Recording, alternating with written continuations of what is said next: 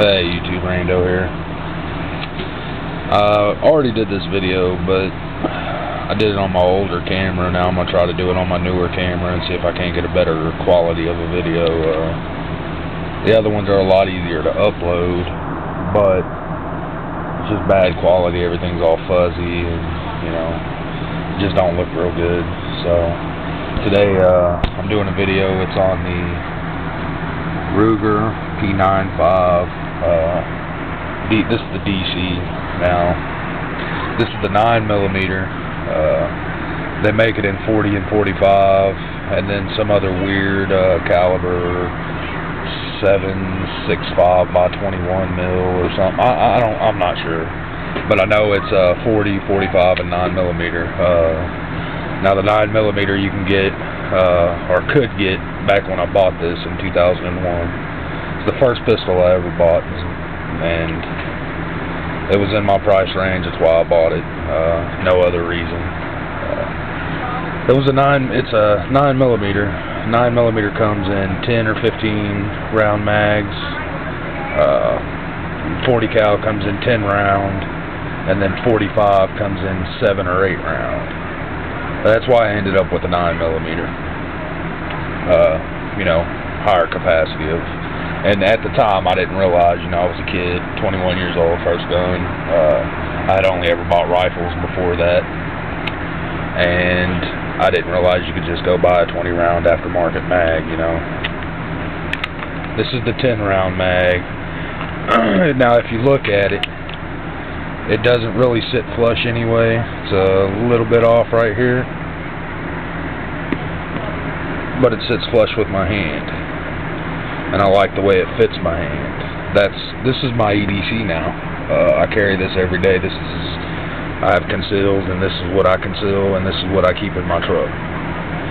So, and the reason being is I have a Kimber Pro Covert 2 1911, and then I have a Pair of Arms 1911 and a Springfield 1911. Now the Springfield and the Pair of Arms, it's the Pair Companion 1911. Both of those, the handles are really thin, and my fingers overlap, you know, more than they do now, you know, and I don't like that. Now the Kimber 1911, it has the built-in laser sight right here, and it's got a battery pack, and it sticks out about that far, much further than this one, and I don't like the way it fits my hand.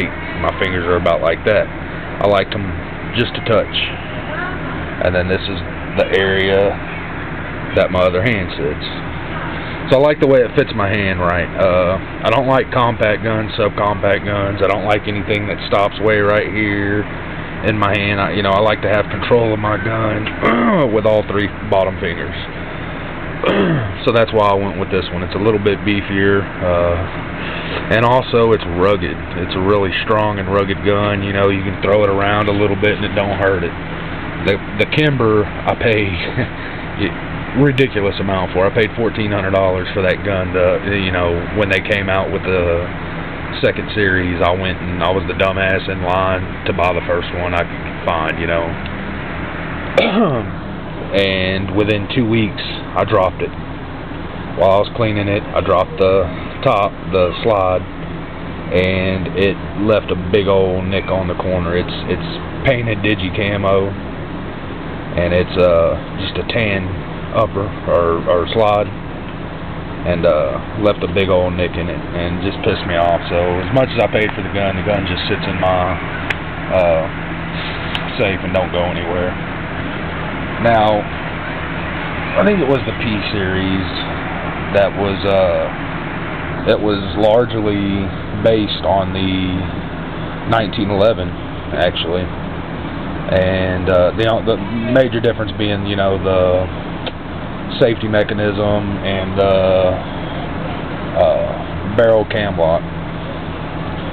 So it's I believe it's the Browning M1 1911 is what it's actually designed after. So it's a good gun. It's not the prettiest gun. It's not the lightest gun. I don't care about weight. I like little bit of weight in my hand. But one thing I do like about this gun is it's easy to tear down. It's all marked for you. You just get this into that slot, push it right there, and it pushes on through, and there's a little lever in here you break down to get the slide to just come right off. It's real simple to tear down. I can't do it with one hand, but I'll show you. That little, right down in there, you just push it down like that. I don't know if you can see that down in there or not now, but there you go. Just push it down like that, and then I'm not going to be able to do this like this, but we'll try it. Now you see why I dropped my guns. Thank God it's not loaded. Bring it back to that second one right there. You just push from the other side. Of course, it's gonna give me hell. Now it's kind of held in place. You just pull this clip out like that.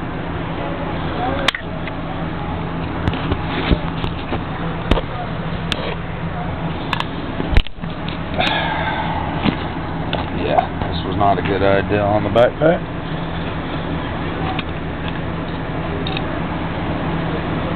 And there, it's partially tore down right there, you know.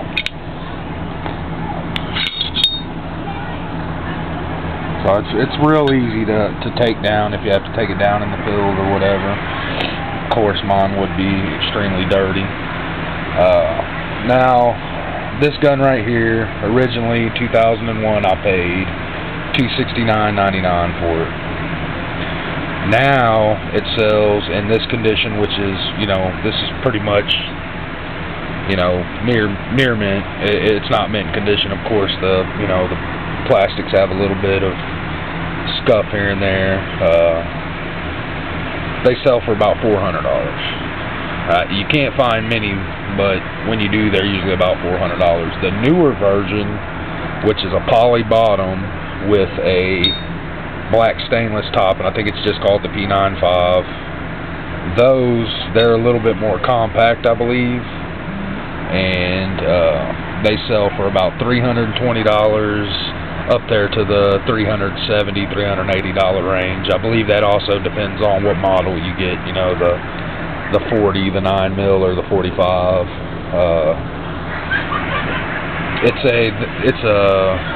You can get it in,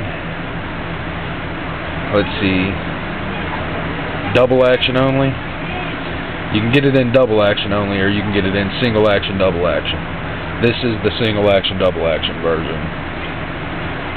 I went with that just because it made me feel safer at the time to know that trigger either had to be pulled back all the way, or I had a lot of play on that trigger right here, or the hammer rather, had to be pulled back, or I had a lot of play up here. It's kind of like a revolver, you know, made you feel like you were carrying a revolver. Revolver makes you feel safer because you have to actually cock it to shoot it, or, you know, it's not like a hairpin trigger or anything, or like a Glock trigger, you know, it's a little bit more finicky, you know, it's right here, whereas this one's way out here. So I like that about it. I would recommend this as a first-time gun for a first-time gun buyer. You know, if you were just going out to spend less than $400, you can get them in a more compact version, I believe. Or actually, I know you can. I just don't know what the P series all consists of. The only one I really ever done any research on is this one. This is the only Ruger handgun I've ever bought. I went and put my wife a little 380 Ruger. It's a Lone Star edition. I forget what they call it, but it's the Lone Star edition. You know, you can only get it in Texas. I went and put her one of those on layaway last week and pay it off in a couple of installments and go pick it up. So that'll be the second Ruger handgun I've ever bought. But, you know, the only Ruger I like is Ruger Mini 14s. Usually all I deal with Ruger is the Mini 14, and I love the Mini 14. You know, I can't say nothing bad about them. And the only thing I'll really say bad about this pistol is, you know, it's ugly. It's an ugly pistol. I'm not in it for the looks, though, you know. When it comes to looks, I'll leave that to my old lady. That ain't got nothing to do with my pistols. My pistols don't have to be pretty. They have to be functional. They have to be durable. They have to be strong. You know, a Glock's not a pretty gun. I think a Glock's one of the ugliest guns out there. Malfunctions quite a bit. You know, it's not the best gun out there. It's a good gun, but they're ugly as sin. You know, they're not pretty guns. So, you know, and also the 9mm situation. I understand that people have a problem with. Don't fret, because you can find it in a 40 or a 45. I did the 9mm, like I said, just because I was a naive kid, didn't know, you know, aftermarket mags, whatever, you know, and I knew Ruger sold a 10 or 15 round mag for this gun. That's why I bought the 9mm, because I knew the 40 could only hold 10, and I knew the 45 only went 7 or 8. So, you know, that's why I went with the 9. And be honest, if you can't stop somebody in 10 to 15 9mm bullets, something's wrong. You know, you should be able to stop them in 2 or 3, and if you can't, then learn how to fucking shoot, I guess. I don't know. But thanks for watching, YouTube. I hope you enjoyed it.